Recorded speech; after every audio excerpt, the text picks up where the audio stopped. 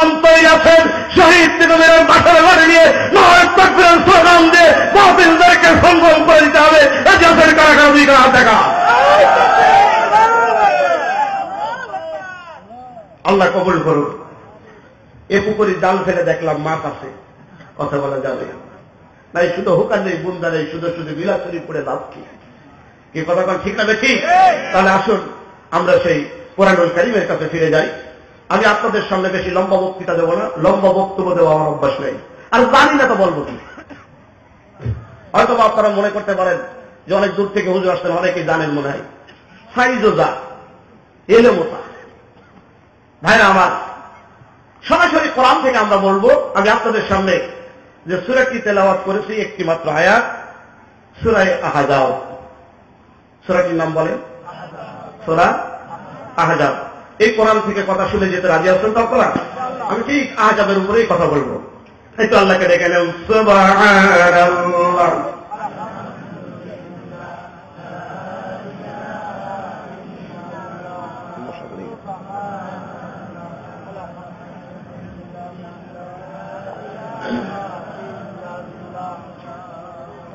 লা ইলাহা ইল্লাল্লাহ মুহাম্মাদুর রাসূলুল্লাহ সাল্লাল্লাহু আলাইহি ওয়াসাল্লাম। আসুন আমরা সেই সূরাটি আমরা তেলাওয়াত করেছি সেখানে ফিরে যাই। আল্লাহ পাক বলছেন বিসমিল্লাহির রহমানির রহিম, মিনাল মুমিনিনা রিজালুন সাদাকু মা আহাদুল্লাহ আলাইহি ফামিনহুম মান কাযা নাহবাহু ওয়া মিনহুম মান ইয়ানতাজির। এরশাদ হচ্ছে মুমিনদের ভিতরে কিছু লোক সত্যে পরিণত করেছে তাদের কৃত ওয়াদা আল্লাহর সঙ্গে। তাদের ভিতরে কেউ আল্লাহর জমিনে নজরানা পেশ করেছেন, আবার কেউ এই শহীদি নজরানা পেশ করার জন্য অপেক্ষায় রয়েছে। তবুও তাদের পরিকল্পনা থেকে তারা পিছিয়ে যায়নি। আল্লাহ যা বলেছেন অবশ্যই সত্য বলেছেন। বারাকাল্লাহু লানা ওয়া লাকুম ফিল কুরআনিল আযীম। সূরা আহজাবের 23 নম্বর আয়াত। কত নম্বর বললাম? 23 নম্বর আয়াত। এই সূরাটি কোরআনুল কারীমের 33তম সূরা, 21 পারার একেবারে শেষ প্রান্তে, শেষ খাতায়, যার পরে 22 পারা শুরু হয়েছে। 73টি আয়াত আছে, 9টি রুকু আছে। সূরাটি নবী করিম সাল্লাল্লাহু আলাইহি ওয়াসাল্লামের মদনী জীবনে অবতীর্ণ হয়েছে। আল্লাহ রাব্বুল আলামিন শুরুতেই এই আয়াতটি শুরুতে মুমিনদের কথা বলেছেন। কাদের কথা বলেছেন? মুমিনদের কথা বলেছেন। মুমিন কারা? দেখেন, আবু বকর, ওমর, উসমান, আলী রাদিয়াল্লাহু তাআলা আলাইহিম আজমাইন, তাদের থেকে বেশি ইমানদার আর কাউকে পাওয়া যায়? পাওয়া যায় জোরে বলেন। কিন্তু আমার বন্ধুগণ, ওমর, আবু বকর, উসমান, আলী রাদিয়াল্লাহু তাআলা আলাইহিম আজমাইন মক্কার জীবনে যতদিন তিনারা অবস্থান করেছেন, এই মক্কায় যতদিন আল্লাহর কোরআন নাযিল হয়েছে, একটা আয়াতেও আল্লাহ রাব্বুল আলামিন তখন ইমানদার বলে ডাক দেন নাই। এই মানুষগুলো যখন হিজরত করে মদিনায় চলে গেল, আল্লাহ পাক মদিনায় যখন আয়াত নাযিল করেছেন তখন ডাক দিয়েছেন ইয়া আইয়ুহাল্লাযীনা আমানু ওয়া সুবহানাল্লাহ। আবু বকরের ঈমান কত দামি ঈমান! আল্লাহর হাবিব বলেছেন तमाम পৃথিবীর সমস্ত মানুষের ঈমান আর আমার আবু বকরের ঈমান যদি এক পাল্লায় দেওয়া হয়, আবু বকরের ঈমান ভারী হয়ে যাবে। মুসলমানেরা জবান খুলে বলেন আলহামদুলিল্লাহ। আবু বকরের ঈমান কত দামি! সেই আবু বকর মক্কায় একটি আয়াত আল্লাহ তাআলা ইয়া আইয়ুহাল্লাযীনা আমানু বললেন না। কারণ কি? আল্লাহ রাব্বুল আলামিন বলতে চাইলেন আল্লাহর জমিনে আল্লাহর দ্বীন কায়েমের কাজ যারা না করবে, আল্লাহর দৃষ্টিতে তারা ঈমানদার বলে দাবি করতে পারবে না।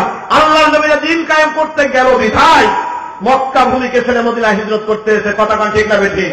কথা বলে ঠিক না ঠিক?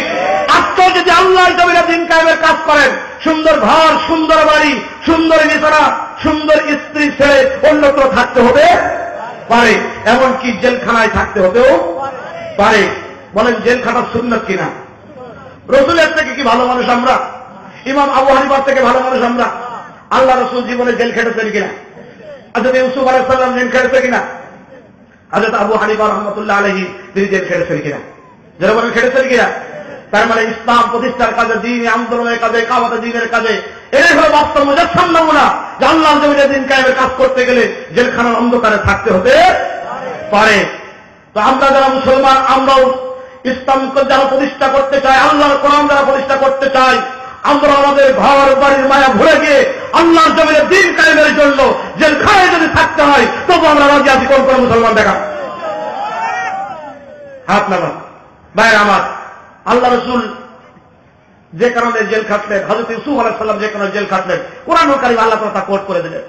আল্লাহ রাব্বুল আলামিন বললেন, উদখুলু ফিস সিলমি কাফা, আমার দ্বীনের ভিতরে, আমার মনোনীত অভিযানের ভিতরে তোমরা প্রবেশ করে যাও, সম্পূর্ণভাবে প্রবেশ করো, কিন্তু মনে রেখে দাও ওয়ালা তাত্তাবিউ খুতুওয়াতিশ শাইতান, শয়তানদের কদম অনুসরণ করো না, তাদেরকে ইত্তেবা করো না, কারণ ইন্নাশ শাইতানা কানা দাঈফা, শয়তানের চক্রান্ত হলো দুর্বল, আর ইন্নাশ শাইতানা আদুউম মুবিন, শয়তান হলো তোমাদের প্রকাশ্য শত্রু।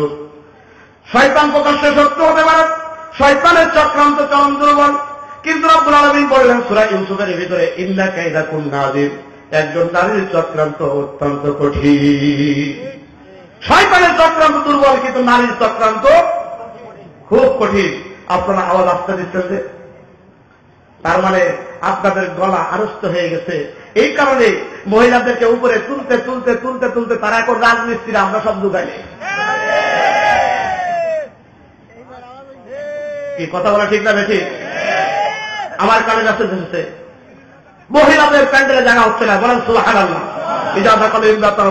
মহিলারা যখন ইসলামে আবিষ্ট হবে, প্রবেশ করবে বেশি করে, বুঝতে হবে ওই জমিন আল্লাহ তাআলা দিন কায়েম করে দেবেন, ইসলামের বিজয় হবে, বলেন আলহামদুলিল্লাহ। ইরানের রেজা শাহ পাহলভীর মতো একজন শয়তানকে ইরানের রাজপথ থেকে বিতাড়িত করার জন্য কোন পুরুষ সেই ময়দানে রাজি ছিল না। পুরুষেরা নির্যাতনের শিকার হতে হতে যখন তারা পিছু হয়ে গিয়েছিল, ইরানের মা বোনেরা তখন রাজপথে নেমে এসেছিল। ইতিহাস আপনাদের জানা আছে কিনা বলেন? ইরানের রাজপথে যখন মা বোনেরা নেমে এসেছে, ইরানের রেজা শাহ পাহলভী তখন তার রাজপথে কামান খাড়া করে দিতেছে। মুসলমান মা বোনেদেরকে কামানের গোড়া দিয়ে তারা একের পর এক পুড়িয়ে দিচ্ছে, আর লাশের উপর দিয়ে মহিলারা কদম কদম সামনে হাঁটতেছে, কলিজার ফোঁটা ফোঁটা বিন্দু বিন্দু রক্তে ধরিয়ে দিচ্ছে। ছোট ছোট বাচ্চাগুলো কাঁধে নিয়ে করে নিয়ে ইরানের মা বোনেরা বলছে, আমরা ইরানের তোমাদের মায়েরা বোনেরা, তোমরা কামানের গোড়া দিয়ে আমাদের আল্লাহর জান্নাতে পৌঁছায় দাও, আমরা তোমাদের কামানের সামনে ফুল তুলে দিচ্ছি।